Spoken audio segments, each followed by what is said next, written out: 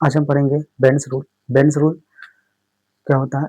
Bends rule जो होता है हमको बताता है जो मिनरी ट्राइगोनल बाइपिरामिडल और पेंटागोनल बाइपिरामिडल के मॉलिक्यूल यानी ट्राइगोनल बाइपिरामिडल और पेंटागोनल बाइपिरामिडल मॉलिक्यूल के स्ट्रक्चर को बताने के लिए यह रूल दिया गया है, बेंड्स रूल। और बेंड्स रूल हमको मेनली जो है उसी के लिए है, ट्राइगोनल बाइपिरामिडल और पेंटागोनल बाइपिरामिडल स्ट्रक्चर को प्रिडिक्ट करने के लिए ही बनाया गया है। तो बेंड्स एक साइंटिस्ट थे, इन्होंने एक रूल बताया है जिसके अकॉर्डिंग हम ये पता कर सकते हैं कि किसी भी मॉलिक्यूल का स्ट्रक्चर कब जो है पेंटागोनल बाइपिरामिडल होगा, कब ट्राइगोनल बाइपिरामिडल होगा, और ट्राइगोनल बाइपिरामिडल में कौन सा एटम एक्सियल पे जाएगा और कौन सा एटम जो है वो इक्वेटोरियल पे जाएगा। इसके बारे में बताया जाता है बेंड्स रूल की सहायता से। तो बेंड्स रूल्स को समझने से पहले हम समझते हैं कि बेंड्स ने इस रूल को बनाने के लिए क्या सोचा होगा, कैसे ये रूल बनाया होगा। तो बेंड्स ने क्या देखा? बेंड्स ने बेंड्स ने देखा कि जो PCl5 मॉलिक्यूल है, PCl5 मॉलिक्यूल जब ब्रेक करता है, यानी जब PCl5 मॉलिक्यूल को हम यानी फास्फोरस पेंटाक्लोराइड मॉलिक्यूल को जब हम हीट करते हैं तो वो PCl5 और Cl2 में ब्रेक होता है।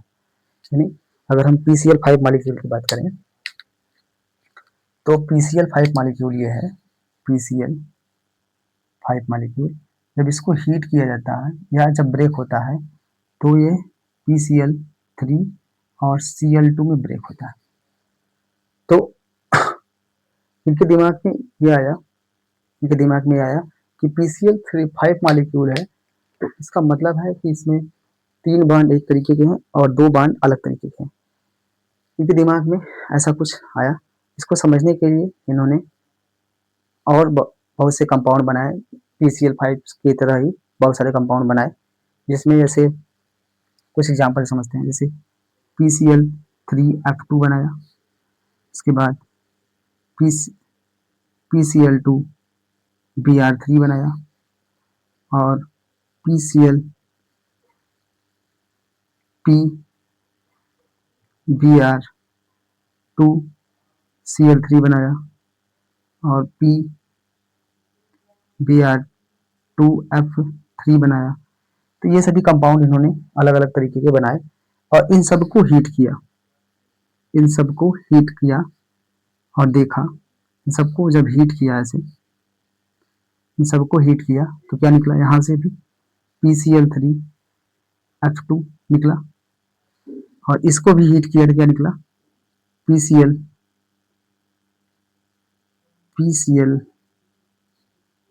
यहाँ से निकला PBr3 और यहाँ से निकला Cl2। और इस कंपाउंड को जब हीट किया तो यहाँ से निकला PBr2Cl और यहाँ से भी क्या निकला? Cl2। इस कंपाउंड को हीट किया तो PBr2F और यहाँ से क्या निकला? F2। तो इन सभी मॉलिक्यूल को जब हीट करके देखा तो उनमें से इस तरह से दो atom of chlorine, fluorine, bromine, chlorine, chlorine, fluorine, chlorine, chlorine, fluorine, यही सब बाहर निकले। इसमें से Br2 निकलना चाहिए। जैसे PCl5 में PCl3 और Cl2 था तो इसमें भी क्या होना चाहिए था? यहाँ तो ठीक है, तो यहाँ पे F2 निकल रहा है तो इसमें 2 क्लोरीन है तो ये भी क्लोरीन निकलना चाहिए। यहाँ पे क्या होना चाहिए था? क्लोरीन निकल रहा है। इसमें क्या है? यहाँ पे इसमें से भी ब्रोमीन नहीं निकला, केवल ऐसा निकला क्लोरीन निकला। यहाँ से भी क्या है? यहाँ पे 2 ब्रोमीन है तो ब्रोमीन निकलना चाहिए, लेकिन यहाँ पे क्या निकल गया? क्लोरीन निकल गया। यहाँ पे 2 ब्रोमीन है तो ब्रोमीन निकलना चाहिए, लेकिन क्या निकल गया? क्लोरीन निकल गया। और यहाँ पे 2 क्लोरीन है तो क्या निकलना चाहिए था? तो वो तुम्हारे लिए ठीक है, वो समझ में आता है। तो इन सभी स्ट्रक्चर को देख करके इनके दिमाग में आया कि यहाँ पे कुछ अलग है। मतलब जैसा हम समझ रहे हैं कि PCl5 पेंटागोनल होगा, लेकिन पेंटागोनल नहीं है, इसका स्ट्रक्चर कुछ अलग है। कुछ अलग है मतलब कि इसमें 2 बॉन्ड क्या है? वीक है और 3 बॉन्ड क्या है? स्ट्रॉन्ग है। इनके दिमाग में, बेंड्स के दिमाग में ये आया, तो उन्होंने ये कंपाउंड बनाया और उसके बाद इस पर स्टडी किया। तो उन्होंने देखा कि जो मोर इलेक्ट्रोनेगेटिव है वो बाहर निकल रहा है। जैसे देखिए पीसीएल की तो बराबर है। यहाँ पे देखें तो F2 क्या है, यानी फ्लोरीन क्या है, मोर इलेक्ट्रोनेगेटिव देन क्लोरीन, तो यहाँ पे फ्लोरीन बाहर निकल रहा है। यहाँ पे भी देखें तो bromine is less electronegative than chlorine, तो यहाँ पे क्या निकल रहा है, क्लोरीन बाहर निकल रहा है। यहाँ पे भी क्या है, chlorine more electronegative than bromine, तो क्लोरीन बाहर निकल रहा है। तो और यहाँ पे भी क्या है, fluorine is more electronegative than bromine, तो यहाँ पे क्या निकल रहा है, फ्लोरीन निकल रहा है। तो इन सभी मॉलिक्यूल को देख करके इन्होंने कंक्लूजन निकाला। कि कंक्लूजन ये था कि अगर मोर इलेक्ट्रोनेगेटिव सब्सटीट्यूएंट्स हैं, तो मोर इलेक्ट्रोनेगेटिव सब्सटीट्यूएंट्स जो है वो हमेशा क्या बना रहा है, वो हमेशा उसका वीक बॉन्ड बना रहा है, और जो लेस इलेक्ट्रोनेगेटिव सब्सटीट्यूएंट्स है वो क्या बना रहा है, वो बना रहा है स्ट्रॉन्ग बॉन्ड। यानी जो PCl5 मॉलिक्यूल है इसमें दो तरह की बॉन्डिंग हो रही है, एक बॉन्ड क्या है, स्ट्रॉन्ग है, और दूसरा बॉन्ड क्या है, वो वीक है। अब इस चीज को समझने के लिए बेंस ने क्या किया, बेंस ने इनके हाइब्रिडाइजेशन पर स्टडी किया। हाइब्रिडाइजेशन पे स्टडी करने के बाद देखा, अब इस मॉलिक्यूल का हाइब्रिडाइजेशन हम लोग समझते हैं। हाइब्रिडाइजेशन देखते हैं क्या है इसमें, तो इस मॉलिक्यूल में हाइब्रिडाइजेशन देखते हैं। हाइब्रिडाइजेशन हाइब्रिडाइजेशन हाइब्रिडाइजेशन इन PCl5 यानी फास्फोरस पेंटाक्लोराइड, या सीधे सीधे जगह में फास्फोरस पेंटाहाइलाइड, हैलोजन की बात कर रहे हैं। तो इसमें देखा कि इसमें क्या है, PCl5 में क्या है, sp3d हाइब्रिडाइजेशन है, sp3d हाइब्रिडाइजेशन है। तो sp3d हाइब्रिडाइजेशन में इन्होंने देखा कि इन्होंने क्या किया, इसको दो पार्ट में डिवाइड कर दिया, एक को कर दिया sp2 और एक को कर दिया pd। तो sp2 में देखा, sp2 हाइब्रिडाइजेशन जो है उसमें क्या है, इसमें अब कैरेक्टर की बात की, कैरेक्टर की, तो इसमें s कैरेक्टर ज्यादा है, इसमें s कैरेक्टर है, इसमें क्या है, p कैरेक्टर है। तो इन्होंने देखा कि जो मोर इलेक्ट्रोनेगेटिव एटम है उसमें p कैरेक्टर ज्यादा मिल रहा है, और जो लेस इलेक्ट्रोनेगेटिव एटम है उसमें क्या मिल रहा है, s कैरेक्टर ज्यादा मिल रहा है। तो जिसमें s कैरेक्टर ज्यादा है वो न्यूक्लियस के पास है, यानी फास्फोरस के पास रह रहा है, और वो क्या बना रहा है, छोटा बांड बना रहा है। और जिसमें p कैरेक्टर ज्यादा है वो एक्सियल बांड बना रहा है, यानी लॉन्ग उसका बांड लेंथ क्या हो रहा है, ज्यादा हो रहा है। मतलब ऐसे कह सकते हैं कि जिसमें p कैरेक्टर ज्यादा है वो क्या बना रहा है, एक्सियल बांड बना रहा है, और जिसमें s कैरेक्टर ज्यादा है वो क्या बना रहा है हमारा, जिसमें s कैरेक्टर ज्यादा है वो क्या बना रहा है, शार्ट बांड बना रहा है, यानी इक्वाटोरियल बांड बना रहा है।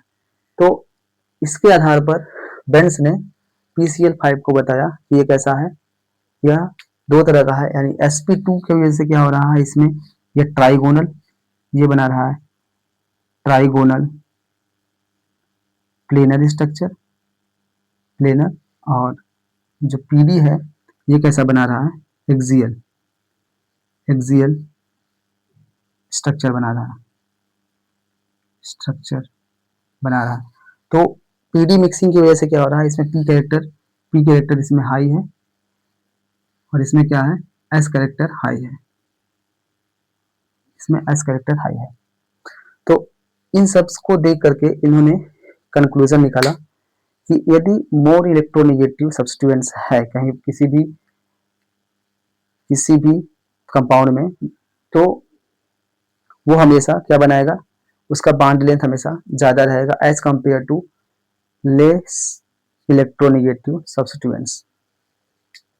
तो उसके बाद अब इसको थोड़ा अच्छे समझते हैं, सभी रूल को जितना इन्होंने बताया था इन सबको कंबाइन करके हम थोड़ा अच्छे समझते हैं। उसके बाद देखते हैं तो बेंस रूल क्या निकला। बेंस रूल हमारा निकला कि more electronegative substituents, more electronegative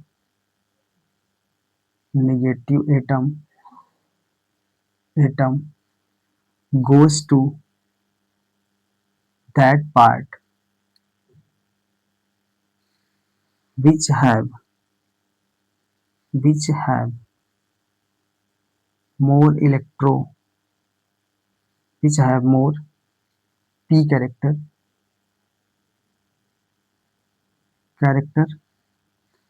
and दूसरा less electronegative part, less electronegative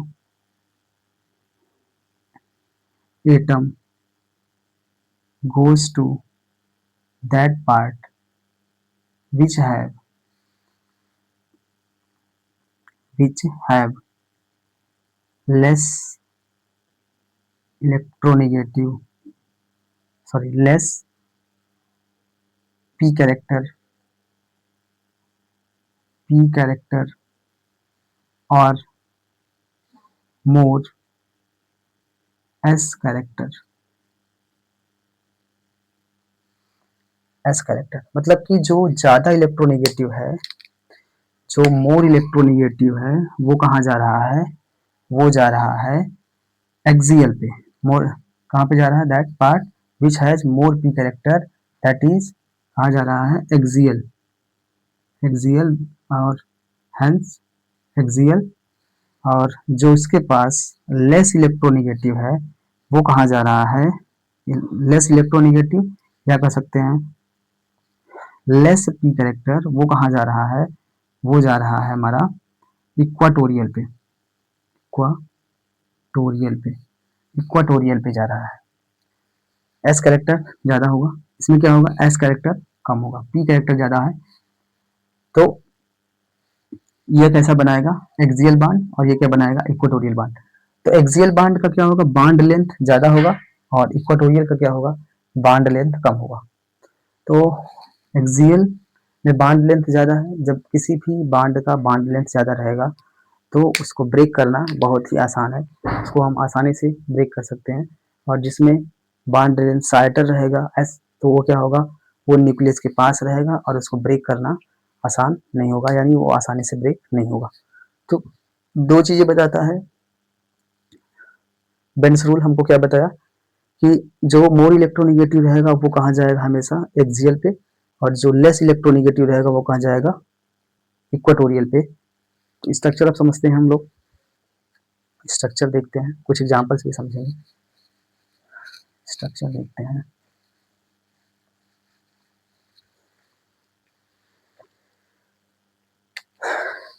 तो इसके अकॉर्डिंग कुछ एग्जांपल समझ लेते हैं इसको।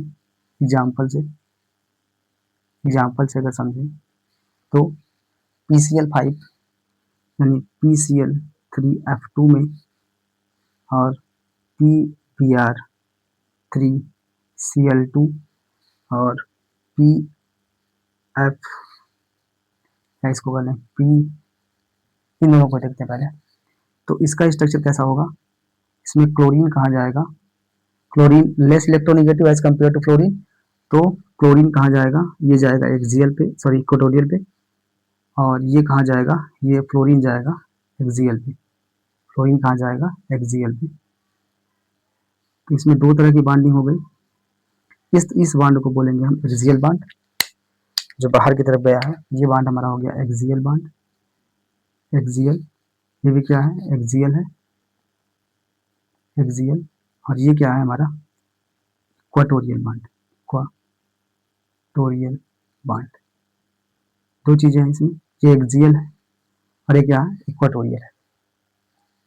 एक्सियल बांड का बांड लेंथ क्या होगा? ज्यादा होगा, या कह सकते हैं इसको मोर इलेक्ट्रोनेगेटिव है, तो बांड लेंथ इधर क्या होगा? ज्यादा होगा। इधर क्या होगा? बांड लेंथ कम होगा।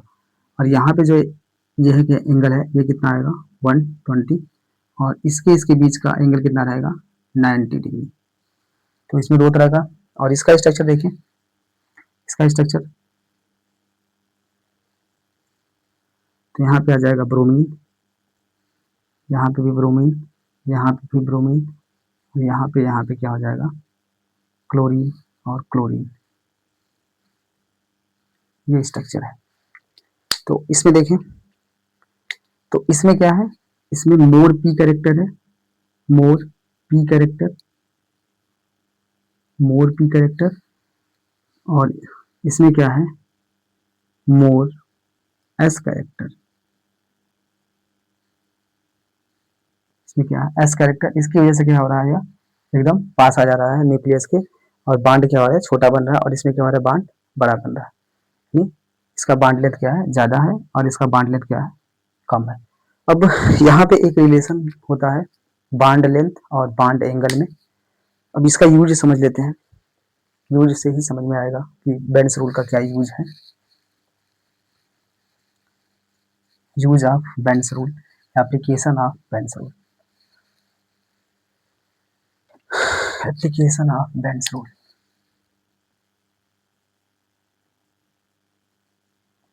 Application of Bent's rule, Bent's rule की क्या एप्लीकेशन है। तो बेंस रूल प्रिडिक्ट करने के लिए काम आता है बांड एंगल और बांड लेंथ को। बांड एंगल और बांड लेंथ को समझने के लिए हम क्या करते हैं, यूज करते हैं बेंस रूल का। जैसे एग्जाम्पल समझते हैं, एग्जाम्पल समझते हैं। जैसे ये हमारे पास मॉलिक्यूल हो CF2CH2, इसमें देखिए तो इसमें दो तरह इसका स्ट्रक्चर इस तरह से होगा, CF डबल बॉन्ड CH, इसमें दो हो सकते हैं, एक सीस हो सकता है एक ट्रांस हो सकता है, एक सीस हो सकता है और एक ट्रांस हो सकता है। तो इसमें एक हो सकता है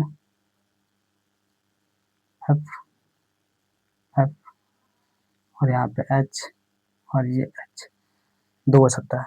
तो ये क्या है, ये हमारा सीस है और ये क्या है ट्रांस है। तो इन दोनों स्ट्रक्चर में बॉन्डिंग अगर देखें तो CF बॉन्ड अगर इस कंपाउंड को ए देखें और इसमें देखें ये और दूसरा कंपाउंड बी है, तो CF बॉन्ड और CH बॉन्ड इन दोनों में देखें, CF और CH बॉन्ड में, तो CF बॉन्ड क्या होगा, ये इसका बॉन्ड लेंथ क्या होगा हाइयर या larger, higher bond length, higher bond length, और इसमें क्या होगा शॉर्टर बॉन्ड लेंथ, क्या होगा इसमें, इसमें होगा शॉर्टर बॉन्ड लेंथ।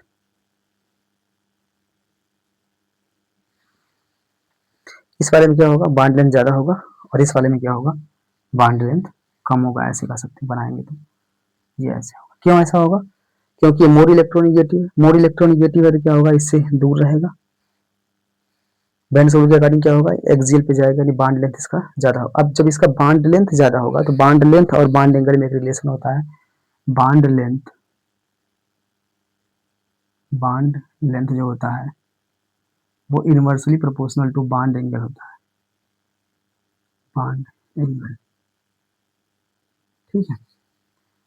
तो जहाँ पे बॉन्ड लेंथ ज़्यादा होगा, जनरली ये होता है, ये जनरली है हमेशा नहीं होता है, तो बॉन्ड लेंथ जहाँ पे ज़्यादा होगा वहाँ पे क्या होगा बॉन्ड एंगल कम होगा।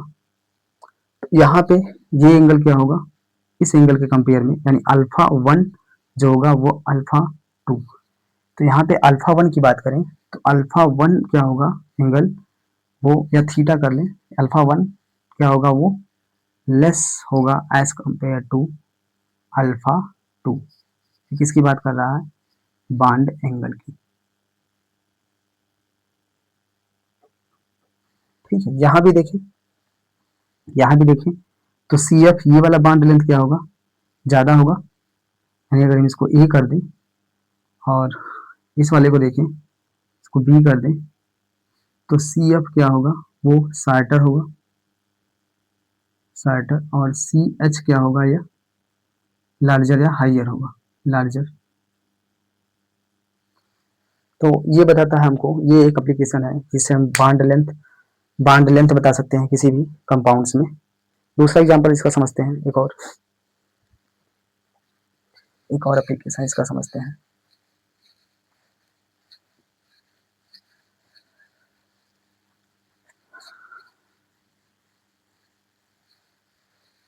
दूसरा एग्जांपल इसका, एक और एग्जांपल है बेंस रूल का। इसमें हम देखते हैं इस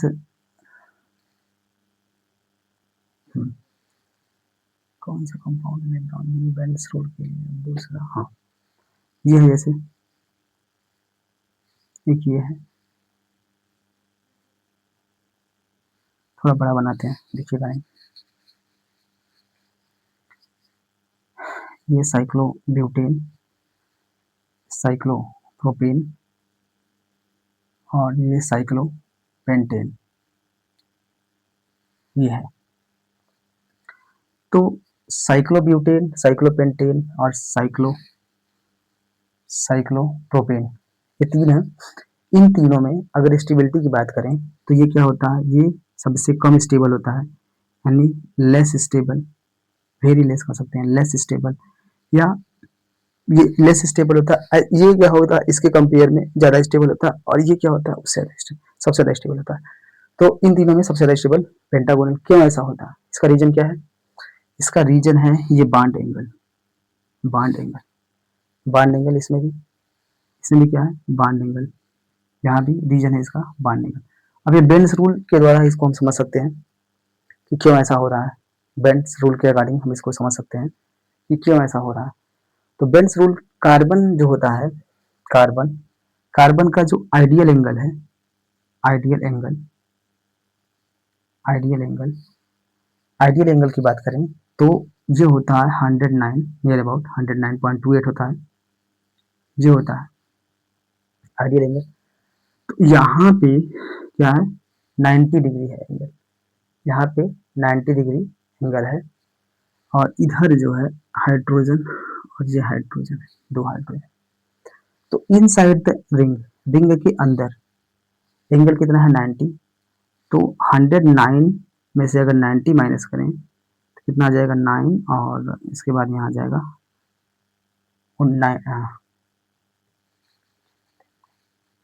109 में से 19 आ जाएगा, ठीक है, सीधे 19 डिग्री, यानी इधर क्या है, कम है, इधर क्या है, 19 डिग्री क्या है, कम है, 19 डिग्री इधर कम है, और इधर क्या है, इधर 19 डिग्री ज़्यादा है, इधर 19 डिग्री ज़्यादा है, यानी इधर कितना है, 109 में 19 जोड़ दें तो ये हो जाएगा आपका 8, और ये 2, 1, इधर इधर का एंगल कितना है, 128 डिग्री। बेंस रूल से इसको कैसे समझेंगे? बेंस रूल क्या बताता है कि जो एटम है, अब इसमें ये बॉन्ड एंगल कम है, बॉन्ड एंगल कम होने की वजह से क्या होता है, ये कम स्टेबल है। और इसमें देखें तो यहाँ पर भी दो हाइड्रोजन है, इस तरीके से यहाँ पे एंगल कितना है, 60, होना कितना चाहिए, 109, बट ये इतना 109 नहीं है, कितना है, 60 है। तो 60 डिग्री है, तो यहाँ पे भी क्या हो रहा है, यहाँ पर भी कार्बन कार्बन बॉन्ड एंगल कम है। बॉन्ड एंगल कम होने की वजह से क्या होता है, बॉन्ड एंगल कम है तो बॉन्ड लेंथ इधर बढ़ जाएगा, और इधर क्या होगा, बॉन्ड लेंथ कम हो जाएगा। तो यहाँ पर भी क्या हो रहा है, यहाँ पर भी बॉन्ड एंगल कम होने की वजह से क्या हो रहा है, ये कम स्टेबल है। और यहाँ पे बॉन्ड एंगल कितना है, 120 है, तो ये क्या है, मोर स्टेबल है, मोर स्टेबल है, क्योंकि ये क्या है, इसके कंपेयर के लगभग बराबर होता है, लगभग बराबर है इसके।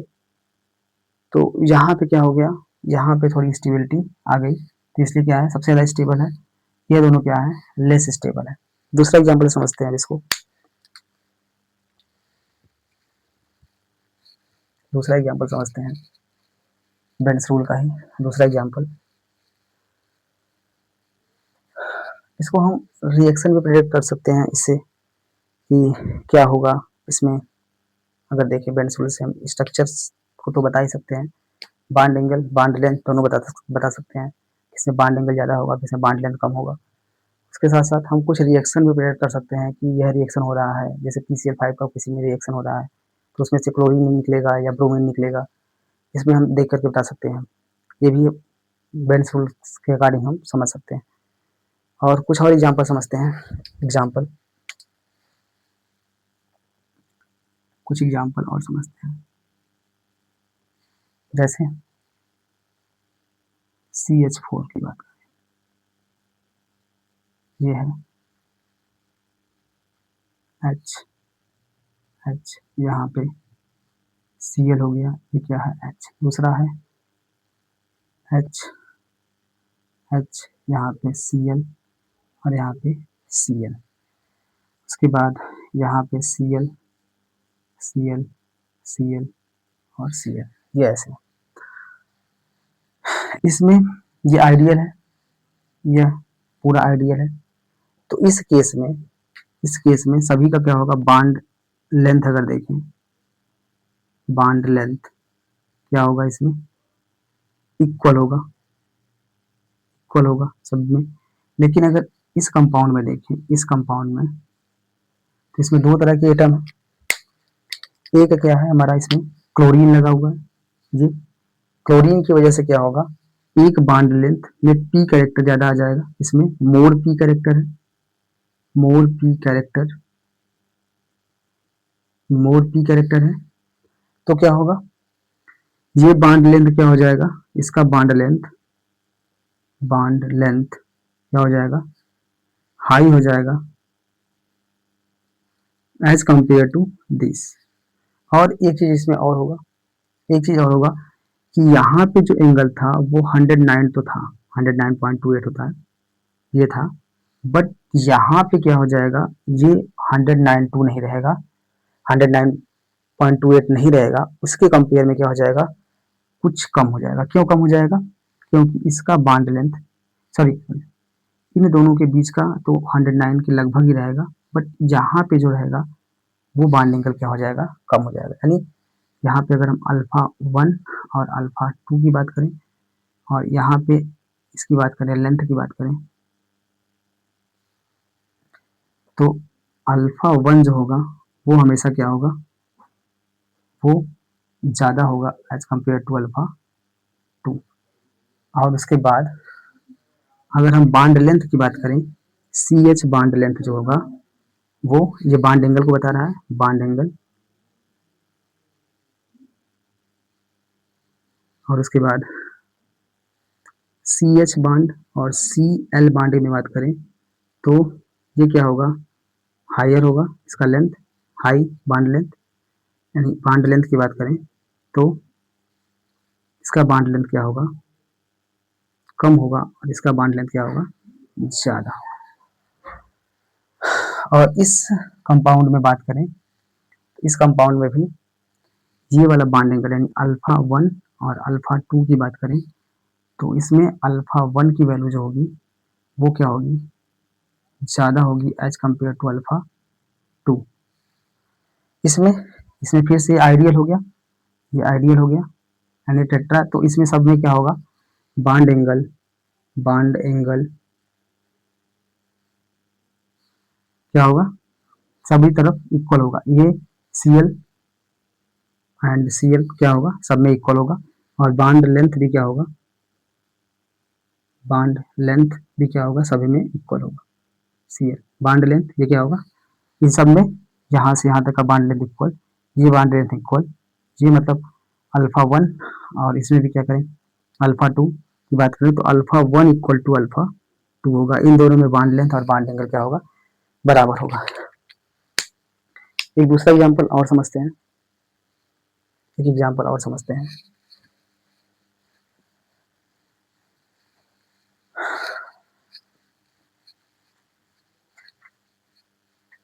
बेंस रूल में एक एग्जाम्पल और समझते हैं, बेंस रूल की सहायता से एक एग्जाम्पल और समझते हैं और उसके बाद देखते हैं दूसरा।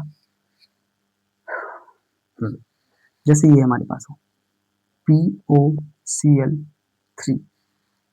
POCl3, तो इसका स्ट्रक्चर ऐसे होगा, ऐसे Cl Cl Cl। तो साफ साफ दिख रहा है, तो ये डबल बांड है तो क्या होगा, इसका बांड लेंथ क्या होगा, बांड लेंथ सार्टर होगा, सार्टर। यहाँ पे क्या होगा, बांड लेंथ क्या होगा, लार्जर होगा, लार्जर। या सिर्फ साफ साफ दिख रहा है, इसमें इतना नहीं है, तो साफ साफ है डबल बांड है और सिंगल बांड है, तो इसमें तब रिडक्शन नहीं कर सकते, सिंपल सा है। तो दूसरा देखते हैं,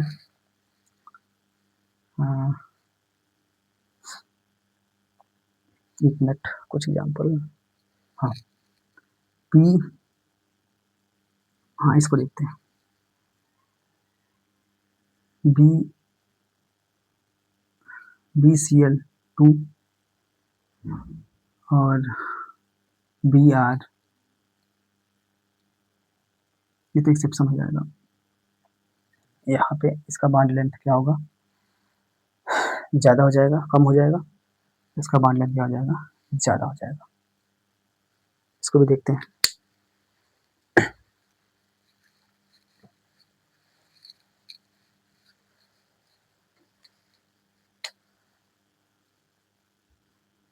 ये स्ट्रक्चर इसका ऐसे रहेगा, BrCl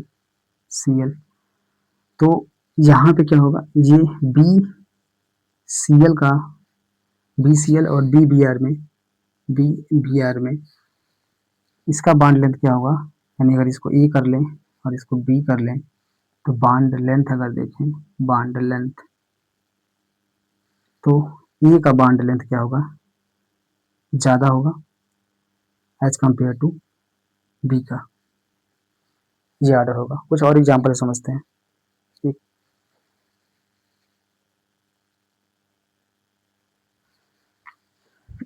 कुछ और एग्जांपल समझते हैं बेंस रूल का।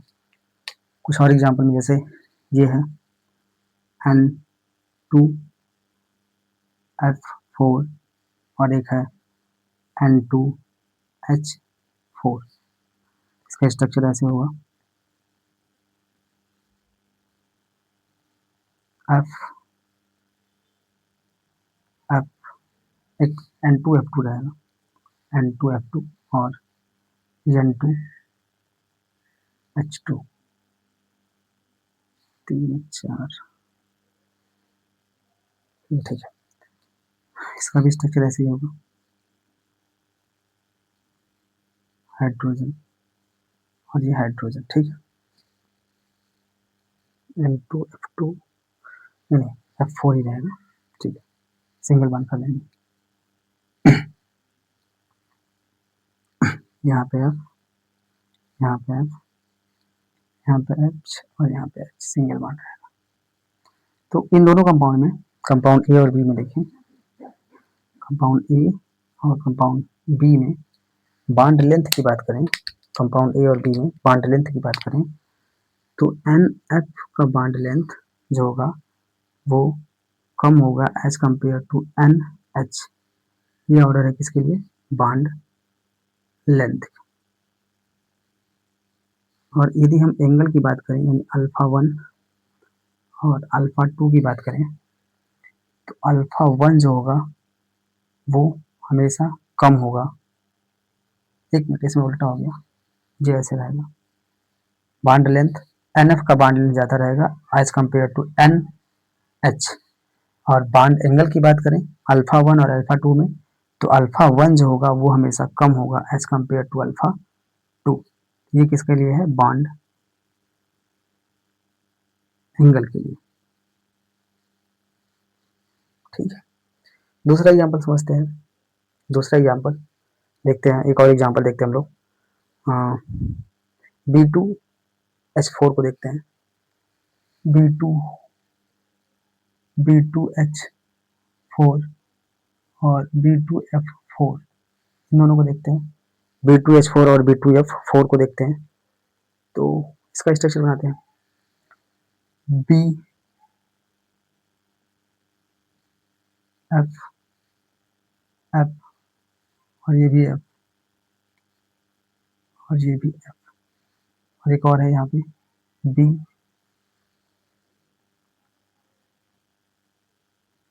F F F और ये भी F नहीं, यहाँ पे H है, एक H है,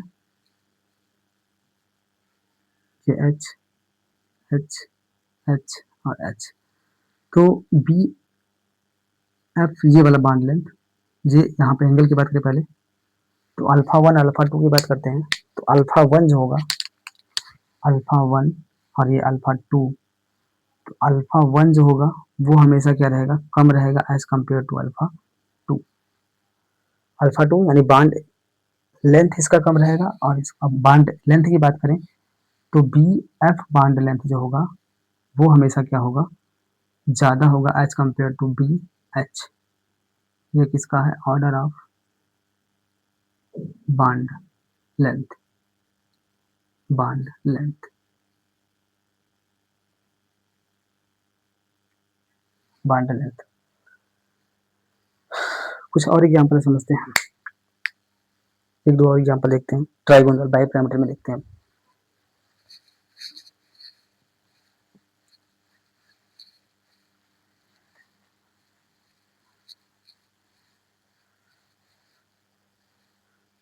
ट्राइगोनल बाई पैरामीटर में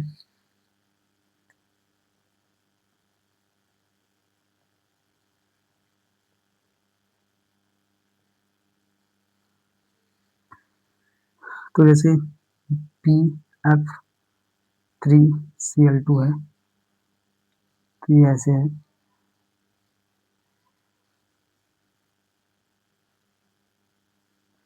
Cl Cl एफ एफ और ये एफ, ये है। तो यहाँ पे जो ये वाला बांड है एक्सियल, इसकी बांध करें तो ये ए, ये भी ए डैश कर लेते हैं, ए कर लेते हैं, और ये क्या है, बी। तो ए और बी में ए जो होगा बांड लेंथ वो हमेशा ज़्यादा होगा एज कम्पेयर टू बी। लेकिन अगर ए और ए डैश की बात करें, ए और ए डैश की बात करें, तो ए डैश जो होगा हमेशा ज़्यादा रहे, ए डैश हमेशा कम रहेगा as compare to A, but A dash जो होगा वो ज़्यादा होगा एज कम्पेयर टू बी। ये किसके लिए है, बॉन्ड लेंथ के लिए। ये किसके लिए होगा, बॉन्ड लेंथ के लिए। ठीक है, तो इतना रखते हैं आज, फिर कल देखेंगे। और कल हम देखेंगे पेंटागोनल बाईपिरामिडल मॉलिक्यूल और कुछ एग्जांपल और देखेंगे ट्राइगोनल बाईपिरामिडल के या बेंस रूल में कुछ और एग्जांपल देखेंगे। उसके बाद हम देखेंगे कि बेंस रूल के एक्सेप्शन कौन कौन से हैं, किस पे यह बेंस रूल अप्लाई होगा, किस तरह के मॉलिक्यूल पे अप्लाई नहीं होगा, ये भी हम देखेंगे। अगर अगर वीडियो अच्छा लगे तो हमें बताएं, अगर कुछ कमी हो तो भी हमें बताएं कमेंट्स के द्वारा।